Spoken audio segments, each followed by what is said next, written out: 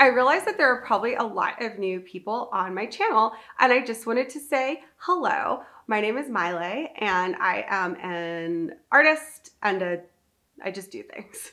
I hit 2,000 subscribers on my channel the other day, and I just wanted to say thank you so much. So yesterday, Skylar and I drove down about 2.5 hours to Florence, Alabama, because there is a Lloyd Wright Usonian house there. I am not a historian, so I can't give you guys like any good background, but there is a podcast called 99% Invisible. But they did an episode on Lloyd Wright's Usonian houses, and it's so interesting. If you guys are interested in like architecture and just interesting design things, I'm gonna link that episode because it's really good and it can go into way more detail than I ever can. But the things that I thought were the coolest are the fact that each Usonian house has its own motif that's used for like the lights and the windows. And I just thought that was, I don't know, it was such a neat little detail. The original owner of this Usonian house donated it to the city. They turned it into a museum, but they turned the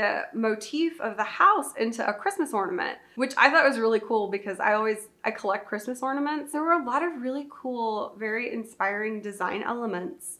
And I'm really into minimalism and very kind of mid-century styles and kind of a Japanese woodblock print aesthetic. There were a lot of things that I was like, that kind of like sparked some ideas in my head, which was really cool. It is like end of January, and I kind of made a promise to myself that I would take a break from all of the markets that I was doing and just really focus on actually creating things instead of all the business stuff that I normally do. I just started painting these really large canvas paintings with acrylics, which I never thought I would like acrylics, but it turns out I actually really love acrylic painting. I use a matte flow acrylic paint by a company called, it's Sonja? I don't know how to say it. I just finished my first large canvas, and it's 3 by 3 feet, and it's a bird painting. And I started working on the companion piece already, and I laid the background down. I have been talking for like 5 minutes. I'm gonna just paint stuff, so that's what we're gonna do. Hi, it's voiceover time, and I just kind of wanted to chat about the experience I had of painting on a really large canvas for the first time.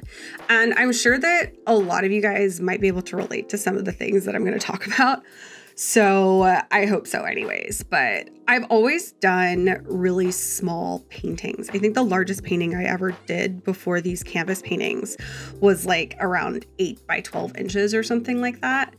And when I bought this large canvas and it came in the mail, I remember I took it out of the box and it was literally like this giant white glowing orb just staring at me. And I started to actually kind of doubt what I was doing and what I wanted to do. Because normally I really like to just jump right into things when I decide I'm going to do them. Like with this, I was like, oh, I just want to paint this thing on a big canvas and I'm just going to buy it. And boom, it was here like a week later. But when this canvas came in, I was honestly so afraid of messing up the thing that I just spent like 50 bucks on that it took me about a month to actually start painting on it. It just sat in my hallway against the closet door. And I think the thing is that most artistic people probably have these kind of fears, especially if you're trying to put yourself out there and share content on social media. And nowadays we feel such a giant push to pump out content all of the time just so we can please the algorithm overlords.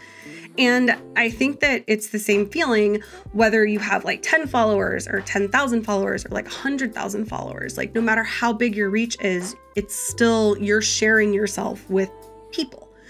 So I know for me, I always feel like if I'm going to spend all day on something and then it turns out to be ugly and I'm not happy with it, then one, I can't share it. And two, I feel like I've wasted so much time and I go into this spiral of like negative thinking and scrambling, trying to find something to post on Instagram so I don't have to share the ugly thing that I just wasted my entire day on.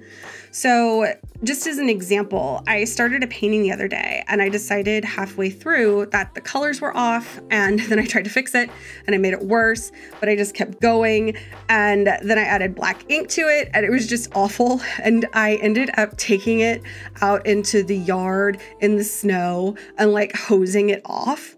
And after that happened, I was honestly really bummed out because I had been working on it all day and I literally had nothing to show for it in my brain.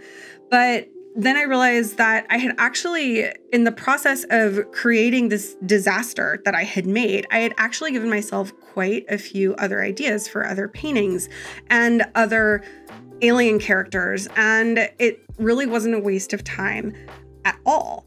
I think that's honestly the biggest thing that we as artists and creative people have to remember, is that nothing we do is a waste of our energy or our time.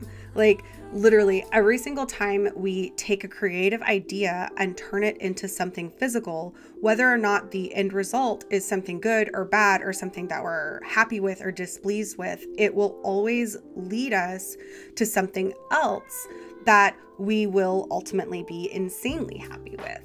And I know it's really hard not to get caught up in these negative thought patterns about creativity and the work that we do. But I think you just have to remember that. And hopefully that will make, I don't even know, hopefully that'll just like help. But I'm interested to hear what you guys think about that, and if you've ever done something that you thought was horrible but then it ended up turning into something really awesome that you ended up being really proud of. So, but yeah, I really do enjoy connecting with all of you guys, so let me know your thoughts on my rambling time. This is where we are with Bird. I have a monitor hooked up to my camera so I can use my nice camera. So it's down here. But yeah, Bird is just here. There, we'll focus on Bird now. There he is. Oh, Bird. It's like, let me focus back on me, I guess. There I am. Yeah, it's gonna be like a bird umbrella thing. I did a digital version of it and then I was like, I wanna paint that to go with the other bird, so. But, all right, I'm gonna stop recording now. I hope you enjoyed this fun talk.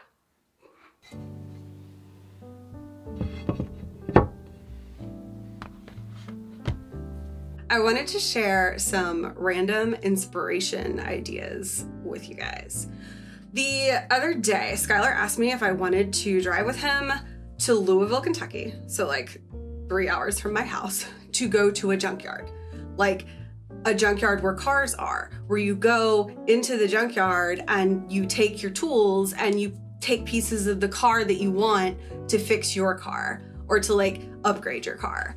And I honestly, I don't know. I did not know that these places existed, like that you could actually go to them until I met my husband. It's like his fun pastime is like going and getting car parts at these places. But anyways, I thought it would be kind of fun if I filmed some stuff and tried to see if I could get any inspiration from this junkyard, because honestly, I've always been the kind of person, and I'm sure a lot of creative people are like this, but I always see like faces on things. Like I see faces on things, I will like turn, you know, I'm like one of those that turns clouds into animals or lobsters or whatever random thing I'm thinking of. And so I was like, well, maybe I could find some cool ideas at the junkyard. So I filmed a lot of stuff, and I actually ended up, I don't know, I thought I'd sketchbook some of the things that I saw.